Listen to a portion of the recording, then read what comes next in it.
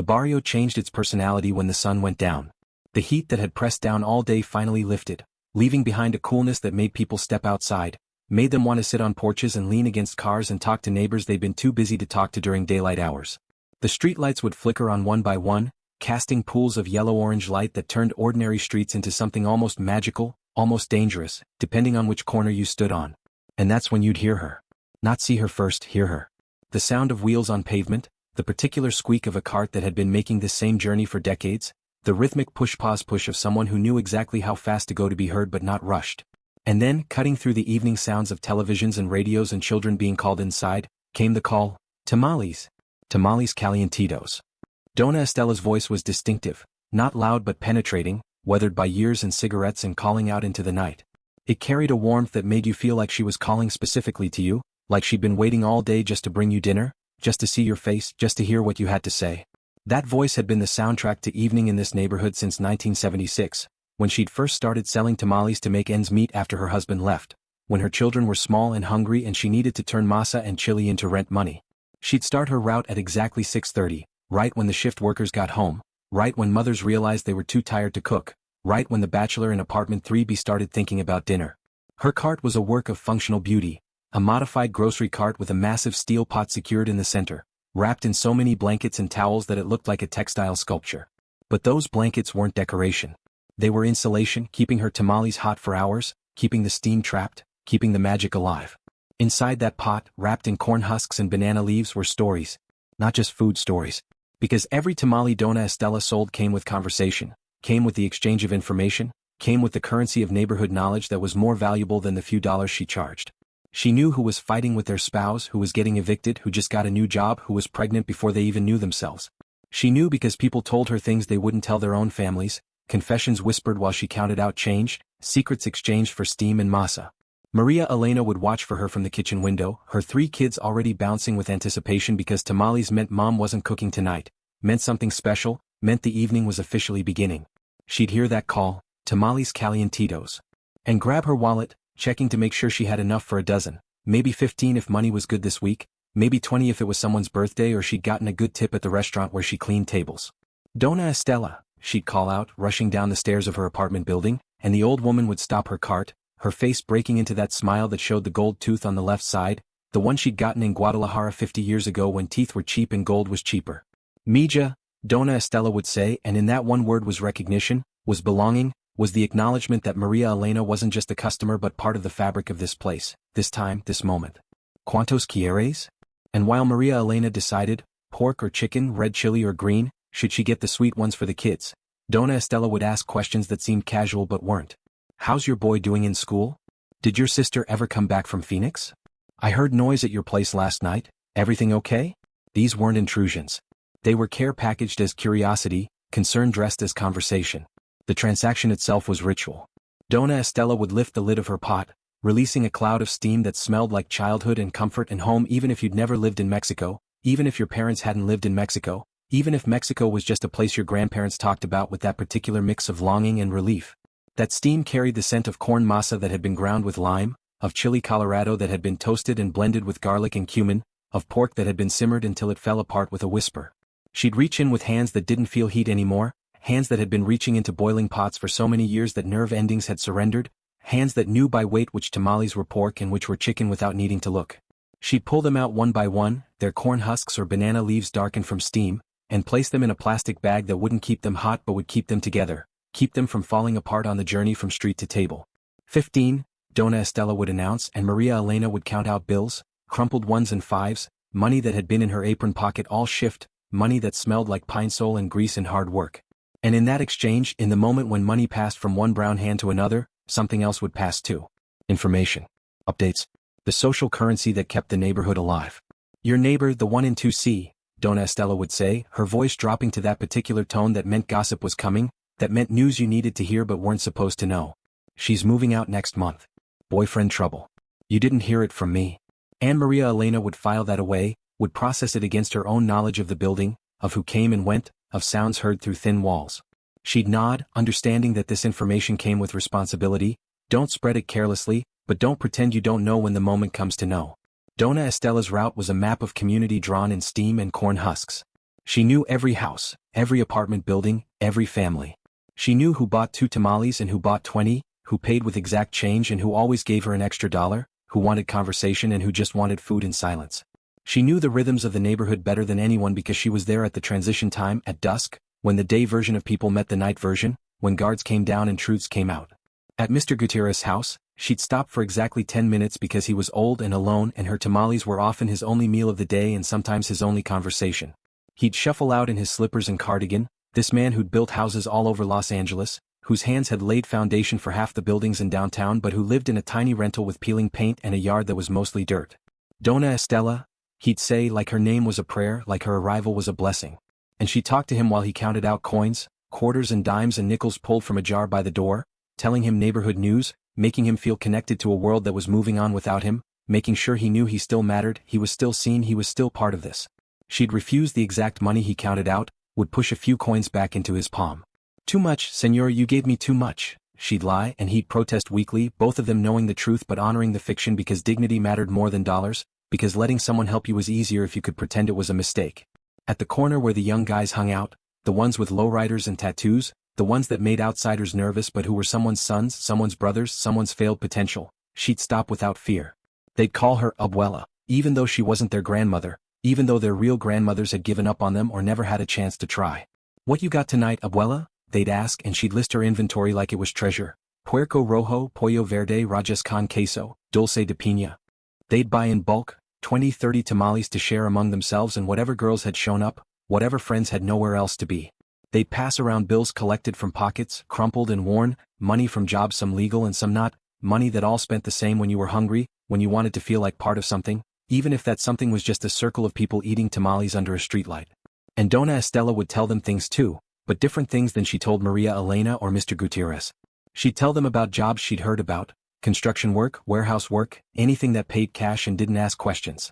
She'd warn them about police activity she'd noticed, about undercover cars parked where they shouldn't be. She was their early warning system, their connection to the adult world that had mostly written them off, their proof that someone still cared if they lived or died. The making of her tamales happened in the pre-dawn hours, in a kitchen that was too small and too hot but had witnessed this ritual for decades. She'd start at 3 a.m. when the neighborhood was at its quietest, when even the insomniacs had finally surrendered to sleep, when she could work without interruption, without distraction, with only the radio for company. First came the masa. Not store-bought, never store-bought, masa from the molino where they ground corn with lime the old way, where the texture was right and the smell was right and you could taste the difference. She'd beat it with lard and broth and salt and baking powder, her arm moving in circles that had worn grooves into her favorite bowl, mixing until the masa was light and fluffy, until it would float if you dropped a bit in water, until it was ready to carry the weight of fillings and hope. The fillings came next. Pork shoulder that had simmered overnight in chili Colorado, dried chiles toasted until they released their essential oil, then rehydrated and blended with garlic and cumin and oregano and cloves, simmered with the meat until everything became one thing, inseparable, essential. Chicken shredded and mixed with chili verde, tomatillos and jalapenos and cilantro, bright and acidic and alive. Rajas, strips of poblano chili roasted and peeled and mixed with cream and cheese, vegetarian by accident but beloved by choice. And sweet tamales, pineapple and cinnamon mixed with pink-tinted masa, dessert masquerading as tradition. The assembly was meditation. Corn husks that had soaked overnight until they were pliable, spread on the table like blank canvases waiting for purpose. A scoop of masa spread with the back of a spoon, thin but not too thin, covering but not suffocating. A spoonful of filling placed in the center with the precision of someone who'd done this 10,000 times and would do it 10,000 more. The fold, left side over, right side over, bottom up, creating a package that would hold together under pressure, under steam, under time. She'd stack them in her largest pot, the one she'd bought in 1978 with her first week's worth of tamale money, the one that had outlived 2 stoves and 3 apartments and 1 marriage. Standing them upright like soldiers, like prayer candles, like the hopes of everyone who would eat them. Water in the bottom, a coin that would rattle to tell her if the water was boiling, a dish towel laid over the top before the lid to trap every bit of steam, every bit of heat, every bit of magic. And then time. Patience. The slow transformation of raw to cooked, of separate to unified, of ingredients to food to something more than food, to comfort, to memory, to the taste of belonging. By the time she loaded her cart and headed out into the evening, she'd already been working for hours. Her back would ache, her feet would hurt, her hands would smell like chili no matter how many times she washed them. But she'd go anyway because this wasn't just business. It was her role, her identity, her way of remaining essential to a community that was changing around her, that was slowly forgetting the old ways, that was replacing street vendors with food trucks and apps and deliveries that came in bags but not with conversation. The neighborhood knew her schedule better than they knew their own. Families would time their evenings around her route. Don't start a movie yet, Doña Estela hasn't passed. Kids would be stationed at windows as lookouts. She's 3 houses away, they'd shout, and suddenly there would be activity, would be the gathering of money, would be the decision of how many and what kind. By 8 p.m. she'd be at the far end of her route, near the park where teenagers congregated, where young couples had their first date sitting on benches pretending the graffiti was romantic, where old men played chess under lights that hummed with electricity and summer insects. Her pot would be lighter now, her supply running low, her energy fading but her smile constant because this was the job, this was the calling, this was what she did. She'd know she'd have enough for the late-nighters, the nurses coming off shift at the hospital 3 blocks away, the taxi drivers who knew her schedule and would detour to catch her, the insomniacs and the workers and the people for whom evening was morning and morning was a distant concept. By 9:30 she'd be sold out. Her pot would be empty except for the water at the bottom, still warm, still steaming if you lifted the lid. Her cash box would have the weight of success. Not wealth, never wealth, but enough for utilities and groceries and maybe a little extra to send to her daughter in San Diego, to her son who was struggling in Arizona, to the grandchildren she saw twice a year but loved constantly. She'd push her empty cart home, the journey easier now without the weight but somehow harder because her body was finishing what it had started at 3 a.m., because gravity felt heavier at the end of the day, because she wasn't getting younger and everyone kept asking when she'd retire and she kept saying, "Proximo anno," but they both knew that was a lie, that she'd do this until she couldn't, that the day she stopped selling tamales was the day she stopped being Doña Estela, the woman who knew everything, the woman who fed the barrio, the woman who mattered. The stories she collected weren't written down anywhere. They lived in her memory, filed and cross-referenced, pulled out when needed, shared when appropriate. She knew who was cheating on their spouse but would never say it directly, only hint around the edges. She knew who was undocumented but would never confirm or deny, only nod with understanding. She knew who was dealing drugs, who was using drugs, who was trying to get clean, and she adjusted her approach accordingly. Judgment wasn't her job, connection was. There was power in what she knew, but she wielded it gently, carefully, understanding that information could heal or harm depending on how it was handled. She was the keeper of secrets not because people swore her to secrecy but because they trusted her with their truths, because something about her presence made confession feel safe, made vulnerability feel possible. The young mother with bruises she tried to hide. Doña Estela would linger at her door, would ask gentle questions, would slip an extra tamale into the bag without charging, would make sure the woman knew she was seen, she was valued, she deserved better. She'd never call the police, that wasn't her way, but she'd make sure the woman knew about resources, about shelters, about the church lady who asked no questions but offered sanctuary. The teenager who was clearly struggling, showing up with red eyes, with a weight loss that meant something bad, with the desperation that radiated from him like heat. She talked to him like he was still the little boy who used to run to her cart with coins clutched in his sweaty palm. She wouldn't lecture, wouldn't judge, would just remind him that she remembered who he was before, that she still saw that person, that it wasn't too late to find his way back. The old woman who was clearly not eating enough, whose hands shook when she counted change, whose eyes held that particular emptiness of depression and isolation. Doña Estela would refuse payment, would insist she'd made too many tamales today and they'd go bad if someone didn't take them, would honor the old woman's dignity while making sure she didn't go hungry. This was her ministry, though she'd never call it that. This was her purpose, though she'd say she was just trying to make a living. This was her legacy, though she'd insist she was nobody special, just a woman selling tamales to get by. The neighborhood would be different without her. Not just because they'd have to find another dinner option but because they'd lose their connector, their information hub, their proof that someone was paying attention, that someone cared, that someone would remember them tomorrow and the day after and the day after that. When people moved away, and they did, constantly pushed out by rising rents or pulled toward better opportunities or simply ready for something new, they'd remember Doña Estela. Years later, living in suburbs where tamales came from grocery stores and plastic packages, where neighbors didn't know each other's names, where evening was something you spent behind locked doors and closed curtains, they'd remember the sound of her cart, the smell of her tamales, the way she made them feel seen.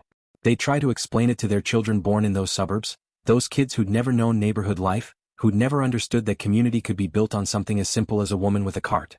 There was this lady, they'd say, who sold tamales every night and she knew everyone, and somehow that mattered even though I can't quite explain why. Because it did matter. In ways both obvious and subtle, in ways both immediate and long-lasting, it mattered that someone was paying attention, that someone was creating connection, that someone was turning the simple act of selling food into the complex art of building community. The barrio would change.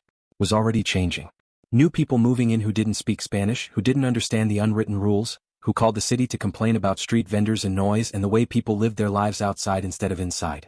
The old-timers would resist, would cling to their traditions, but eventually time would win, would always win, would transform the neighborhood into something unrecognizable to those who'd known it before. But for now, for this evening and tomorrow evening and as many evenings as she could manage, Doña Estela would push her cart through familiar streets, would call out, "Tamales calientitos," into the dusk, would stop at doors where people waited, would exchange food for money and stories for stories, would remind everyone who bought from her that they were part of something larger than themselves, something older than their individual struggles, something worth preserving even as it slipped away. The tamales were just the vehicle. The real product was belonging. The real sale was the confirmation that in this neighborhood at this moment you mattered. Someone knew your name. Someone remembered your preferences. Someone would miss you if you weren't there. And when the evening ended, when her cart was empty and her feet were screaming and her back was threatening to give out completely, she'd push toward home with satisfaction that had nothing to do with money and everything to do with purpose. She'd fed the neighborhood. She'd connected people. She'd been witness to their lives and custodian of their stories. Tomorrow she'd do it again. And the day after. And the day after that. Until she couldn't anymore. Until the neighborhood didn't need her anymore. Until the last person who remembered what community felt like finally forgot. But not tonight. Tonight the barrio still belonged to those who understood it, still responded to the call of tamales calientitos, still gathered around carts and porches and streetlights, still told their stories to a woman who listened, who remembered, who cared. Tonight, Doña Estela was still essential. And in the mathematics of community, in the economy of connection, that was worth more than any amount of money, any amount of progress, any amount of change. The tamales were perfect. But more importantly, the moment was perfect. And she knew it. And everyone who bought from her knew it too, even if they couldn't put it into words, even if they took it for granted until it was gone. This was the barrio. And she was its evening voice, its dinner bell, its keeper of secrets and seller of comfort. This was her life. And it was enough.